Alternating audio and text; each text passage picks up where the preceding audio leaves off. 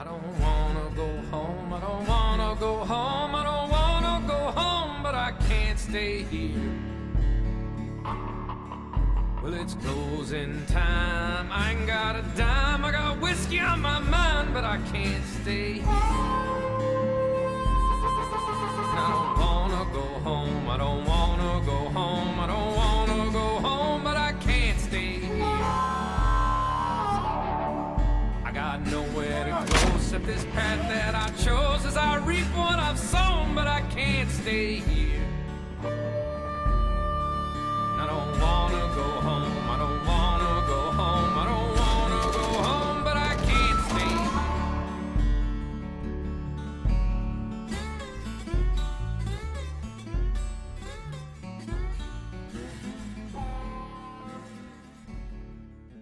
here. I got draft notices.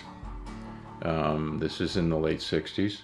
So instead of being drafted, I thought I would go into the Marine Corps. I'd kind of just do my own thing and enlist in the Marine Corps, which is what I did. Music is very evocative of place and time. You hear a song, oh, I can remember what I was doing back then.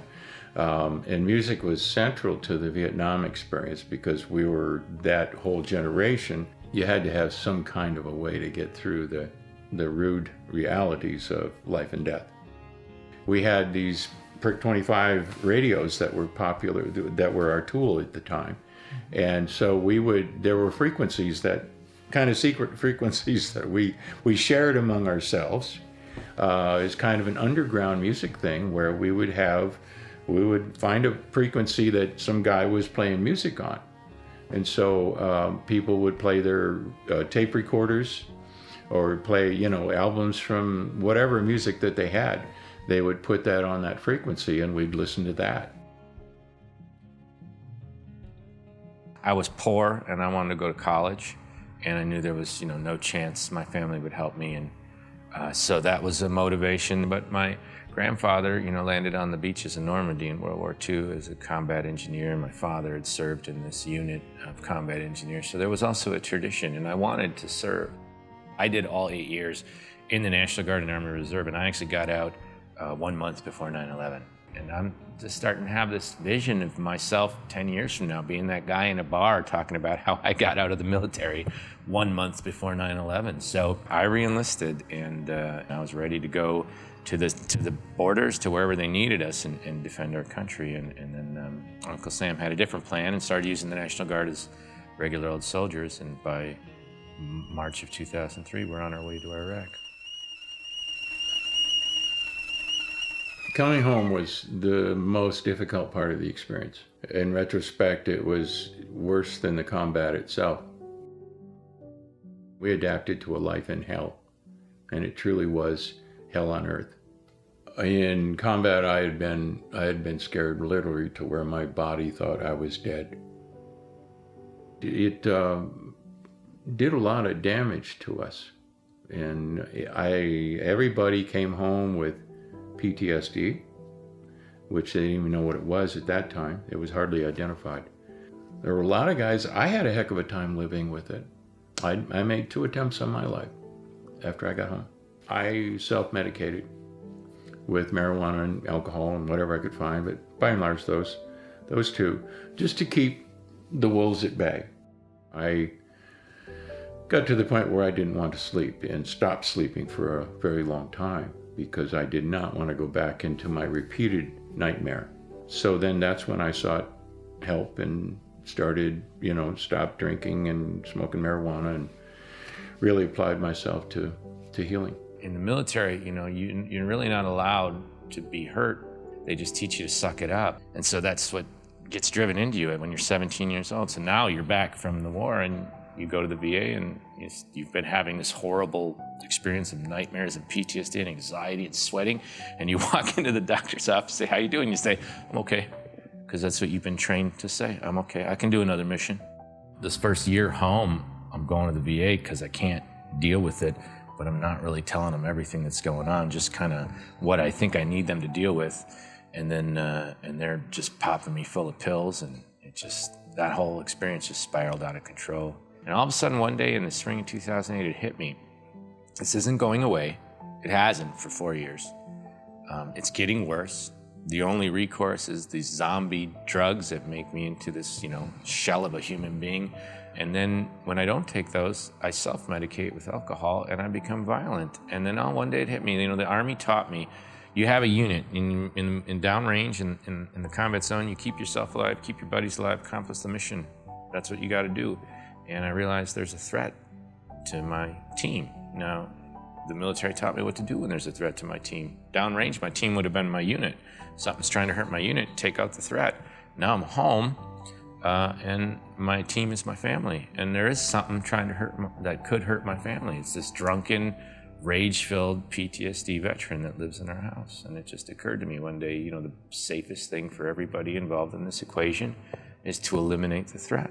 I got about 3 handfuls down, and then I started to and I was down in this bottle of whiskey, and then I don't remember much after that. And the next thing I'm in the Milwaukee VA hospital in the lockdown unit. I thought I could handle it. If you wake up in the VA hospital without your shoes, laces, or your belt, in a lockdown unit, you can't handle it. There's no way I could look in the mirror and say, I got this. Remember when our songs were just like praise, like gospel hymns that you called in the air. Well, when I got home, pretty soon I got a guitar. I used to pick up my guitar, I had it next to my bed, and I would play it before I even got out of bed and just get filled up with music and start my day from that place rather than a darker place. And that was tremendously helpful. After I got over my fear of going to the VA, because I didn't go to the VA until like the year 2000, I just didn't want to have anything to do with the government or the military or anything that even smacked of it. And the VA was all of those things. So I didn't go until a dear friend of mine who was a major in the Army said, you really need to get hooked up with the VA. Because he could see I was struggling with my PTSD. I was a poster child for all the markers, okay? All of the basic markers, I had them in spades. Were the belly of the beast or the soul that fell? We'll never tell. Really took a lot of nerve to go to the VA and start. And I went into their mental health program and their overall health program. Started counseling and started doing the slow work of, getting better. So kind of when I got on my feet, I thought I would love to give back to the veterans who really have little. So I went over and I became an official volunteer. And then I was there on a Tuesday, I believe, and I heard a musical group, and I thought, oh, okay. So I brought my gear, and one Thursday I played for the lunch hours, and they liked it. So from then on, I played every week Thursday at the hospice building. My service there is grounded in being with patients one-on-one. And so I visit with patients, when I take a little break in my set, I'll find the most lonely looking person in the room. I'll go sit down with them and give them the time of day. Ask them how they're doing, ask them about what life is for them, Just be there in a caring capacity toward them. And the music is another way to just do that, warm touch, but touch a lot more people.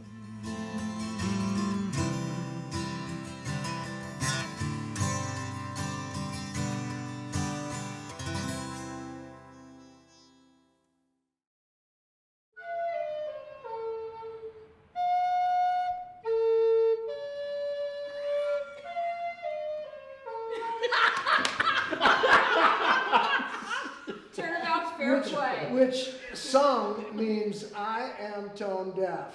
I couldn't interact very much or very well when I first got back from Vietnam with the world around me. Watching young men die is a freaky experience. And part of my PTSD is just having survivor's guilt all these years. And to this day, why me?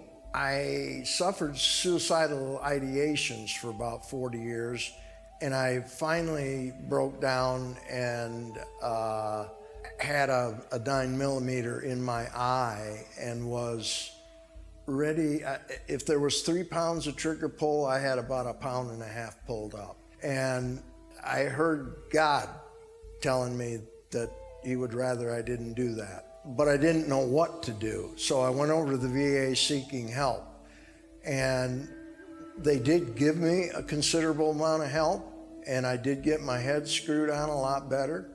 And I ran across a flyer for Flutes for Vets, and I sought out the individual called Twin Feathers, who was running the program. Person does 3 notes, and you try to guess what it is. And if you get going really good, like some of us do, I've seen him do it before, you start doing more than 3. You can do maybe 4 or 5 notes in a sequence. Do you remember the game? I think I've probably instructed several hundred people in the flute, all ages.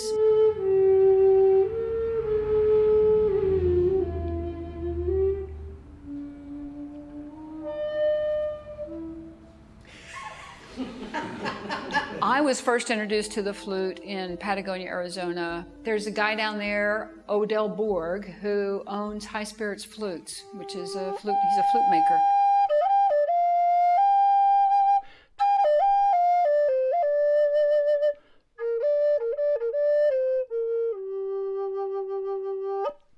Hi, I'm Odell Borg. That year, I decided to give myself a different kind of a birthday. And I saw that he was teaching a class here in Tucson.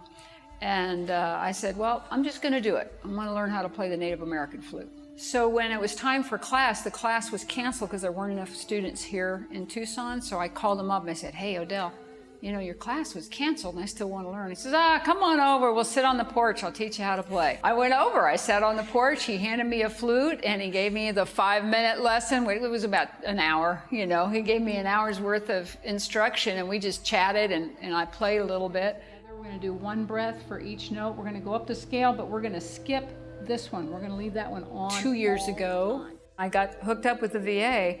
And they asked if I wanted to volunteer. And I said, sure, I'll teach veterans how to play the flute. What the heck, because that's what I do. And so they reached out to all over the VA here in Tucson, and 3 departments said, yeah, bring her in, bring her in. So I came down there with my wooden flutes and my little plastic straws, and I started teaching vets how to play. They said, well, you know, this is really cool. After a month or so, they said, this is really cool. We want you to come down more. And I'm like, well, if you're gonna, you know, have me more, you need to pay me a little bit. So when they started going after funding, it brought a lot of attention to the project, and they found out I was using wooden flutes with plastic straws, and they said, that's not very sanitary. So they said, I'm sorry, you can't do that. When I left, and they said, no, you can't do it, I said, well, this is like something that needs to happen, because of the response that I got in the few classes that I taught was really powerful. So a few days later, I got what I'll just call it a download. It's what I call a spiritual download. I received the inspiration for Flutes for Vets. I mean, it's pretty much a no-brainer.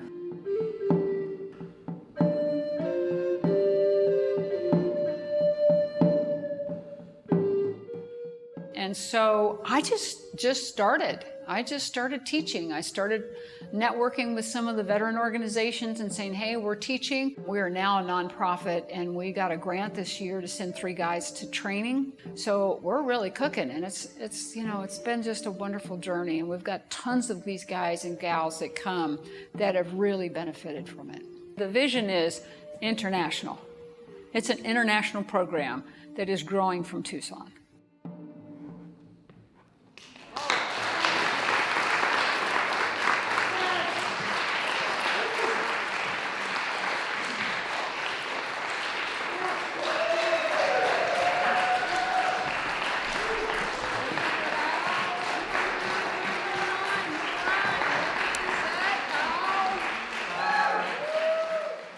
Musicians Steve Benford and Patrick Nettesheim have played some tough rooms before, but none are tougher than this one.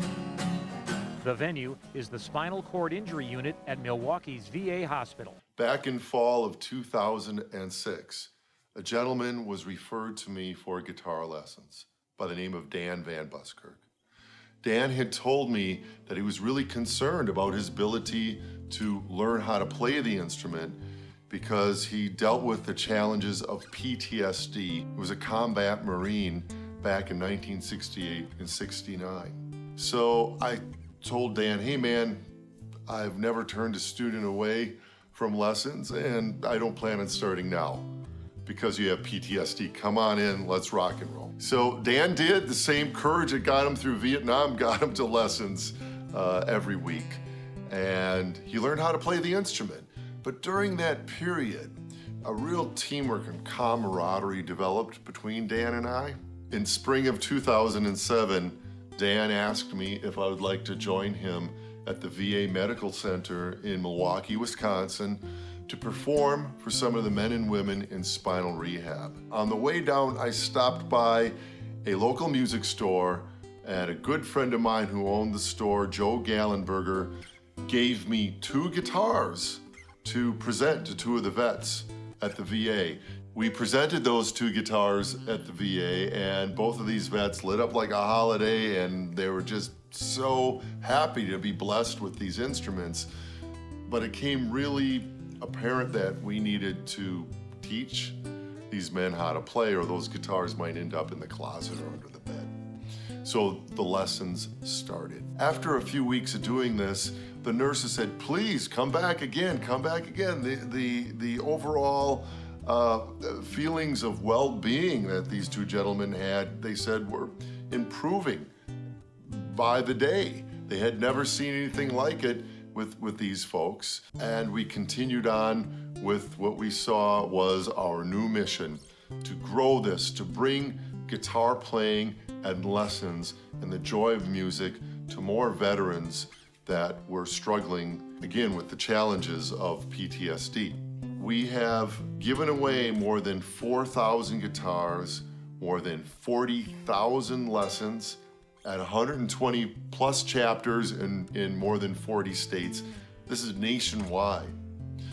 We have truly been blessed with volunteers. We have over 500 volunteers out in the field, and we have a great music store, Craft Music, doing all of our logistics for us. There's a lot of great interventional modalities for PTSD and other mental illnesses, such as knitting and fly tying and things to really develop your focus and skill. But with a guitar, you're playing it and it touches people all around you. Hi, how you doing? I'm a little nervous being up here. I've never played in front of this many people before, so I've never played in front of people before. So I was wondering how I could pull this off, and so I found my platoon sergeant, Sergeant Fonz, and I asked him, I'm like, what am I going to do? I have no idea what I'm doing. And he said, well, sometimes when you have no idea what you're doing, you just fake it, and people believe it. I said, are you sure that's going to work? He said, just look what it's done for me. You know, one of the therapists said you should keep a diary. And I said, I never kept a diary my whole life, but I write songs. I used to write songs as kind of like a singing diary.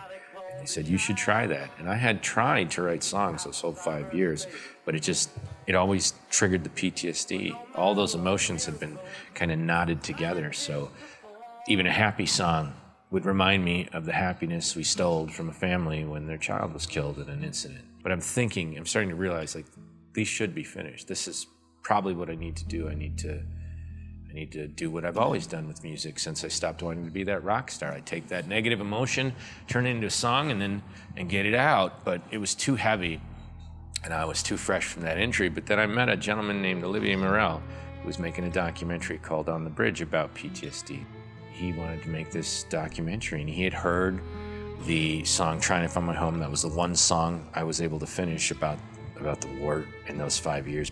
And he said, do you have any more songs? And I was like, I do, but I've tried to, since the suicide attempt, I've tried to get to those a few times, and it's like instant shut down, too much emotion. For some reason, that was the time, and they You know, I felt it was important. I think it was because I knew that this would go into a video, a documentary that then might help other veterans, you know, and then I felt obligated.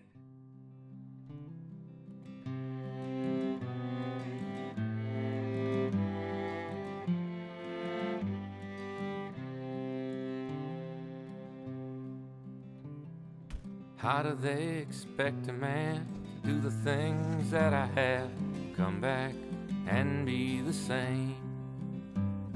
The things I've done that I regret, the things I've seen I won't forget, for this life and so many more.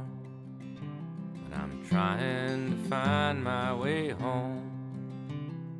The child inside me is long dead and gone, somewhere between lost and alone, trying to find my way home. I start sharing these songs and just my inbox gets flooded with emails and phone calls of just people like, I feel this exact same way. I can't believe I've never, you know, thank you so much for putting this into song.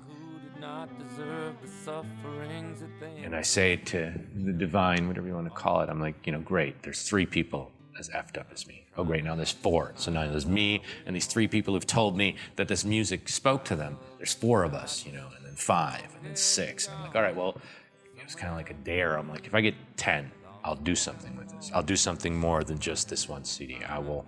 And the 10th email, the correspondence I got, speaking to the power of that CD, was from a mother whose son had been there the same time I was there. He had attempted suicide 3 times, but didn't have a problem. And she said she played him some of that music. He broke down, cried, told her, which he had never done, told her what he had done and seen over there, which he had never told anyone, and checked himself into the VA the next day. And that was it. I was like, all right, from now on, I'll go wherever anyone wants me. I'll sing, you know. Sorry, it's cracking me up a little bit, but I went on a mission. I was like, I'm not, until I stop receiving feedback like this, I'm gonna pursue this, because, you know, that gentleman put his mother and family through what I put my family through 3 times. And if I can prevent someone from having to get that far before they get help, you know, I almost felt like it was a sin not to.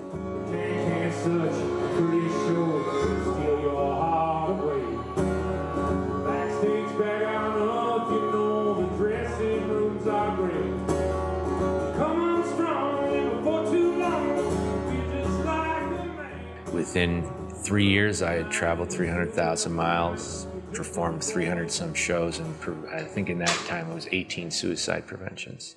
In 2016, we released Warrior Songs Volume 1, and it was almost 100 different artists, almost 50 different veterans, 14 songs, and then I knew we could do it. We just celebrated 8 years of officially being around, 10 years of, you know, if you count all the work we were doing towards it. Now working on Vietnam era veterans. That'll be a double CD. We've already begun work on the Veterans of Color, which will be Volume 4. And then we've mapped out the next 10 years, actually, up to Volume 10. We also do the creative arts retreats, where, I mean, songwriting is a big part of it, but we use the creative arts for 4 days. We just expanded into all a woman MST retreat. Of course, we always give everything away for free to veterans. They've already paid, so we don't charge them. We give all of the CDs away for free. We've given away, it's hard to keep track because now we have 3 CDs, but 38,000 CDs are in circulation. And I continue to tour the country doing the outreach and education. When the hope you've been searching for is so very far away, you hear your worst enemy, every word you say. When the light shines so dim that you cannot see your hands. I just watch what it does. I can't speak to, you know, how it does it or anything, but I just see the result, and it's clear that it's a powerful medicine. Everybody feels better. You know, okay, well, give me a pill that does that. Everybody in the room, the same pill. It doesn't exist. Music does, and it does reach everybody. Reaches them where they live, somewhere deep down inside. When we learn to play the flute, it automatically invites us in to that still small place inside of us. And if we play from there, that's healing to everyone, and it ripples out. And I don't think there's anybody on this planet that couldn't use a little bit of sound from that place. Trauma removes the individual from the society. People who've been harmed in the military in the way that military can harm you, raped in the military, seen people die, lost limbs, these are experiences that are completely outside of the community. And so when these people try to come back into the community, they can't, because they can't communicate their experience. When you can take that trauma and you put it in a song, and you let the veteran says whatever they want to. There's no guiding, They can talk about as much or as little of the trauma as they want. When they put that in the song, and it's transformed in a song, and it speaks their truth, and the civilians hear it, they actually leave some of their trauma in the song, and it spreads out over the civilian population, but it's so tiny and palatable and small, it's no longer overwhelming. And the veterans tell us after these things, they say, I feel lighter, because they've actually lifted something off themselves. And the civilians say, I had no idea that this is a consequence of military service. And in that, from one little song, it bridges that gap, and it's powerful. The 10-year plan is because then I'll be 55, and then I'll be ready to go be that rock star I wanted to be when I was a kid. I'll retire, hand over the keys, and then try on the leather pants again. So when you've lost your will to speak, the reprieve is all you're seeking. Some peace of mind would suit you fine if things would go right for you for just one time, and then you throw your hands up into the air, and everybody just looks and stares, and they say, I've been there, but they don't know when the light just fades and the darkness grows. Hold on, hold on, hold on for one more day. Hold on.